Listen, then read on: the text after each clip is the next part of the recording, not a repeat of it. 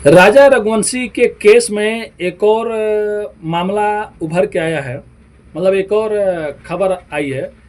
जो सोनम रघुवंशी है, इसने अपने मतलब उसका एक प्रेमी रहता है और उसके और भी दोस्त रहते हैं।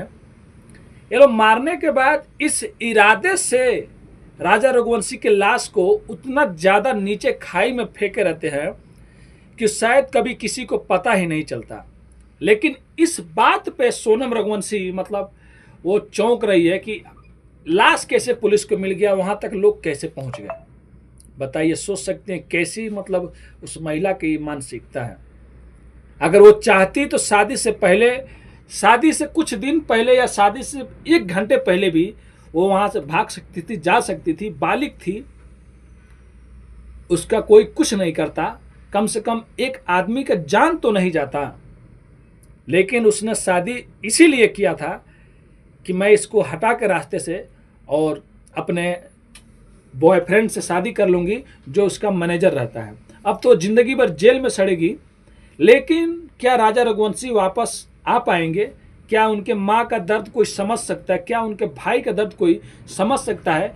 जहाँ से 25 दिन पहले बारात गई थी, वहाँ से 25 दिनों के बाद यार जब अर्थी उठता है ना मेरे भाई, तो उन लोगों के दिलों पे क्या गुजर रही होगी। जब राजा रघुवंशी की मतलब डेथ हुई थी, जब उनके भाई वहाँ पे गए थे तो अपने घर पे नहीं बताए थे। बस यही था कि मतलब हाँ कहीं वो घूमने चले गए या कहीं चले गए, बस खोज खबर हो रही है। लेकिन जब उनकी लाश घर पे आई होगी तो घर वालों के दिल पे क्या गुजर रही होगी। वो माँ, जो माँ पहले दिन ही जब वो लोग गए शिलोंग मेघालय, उसी दिन कहती हैं कि क्यों तुम बेटा मतलब ये सोने वोने का चैन पहन गए हो, सब नहीं लेके जाना चाहिए बाहर में। राजा रघुवंशी बताते अपनी माँ को, माँ मैं नहीं पहन के आ रहा था, लेकिन जो ये सोनम ये जिद कर रही थी कि आप में ये सब चीज़ बहुत अच्छा लगता है, आप पहन लीजिए। जिस पत्नी के खातिर मतलब उसने सब चीज़ पहन के गया था, उसी पत्नी ने उसका गला कटवा दिया और उसकी हड्डी तोड़वा दी और बहुत बेरहमी से राजा रघुवंशी को मरवा डाला। तो बस सरकार से यही निवेदन है यार कि ऐसी घटनाएं दोबारा नहीं हो।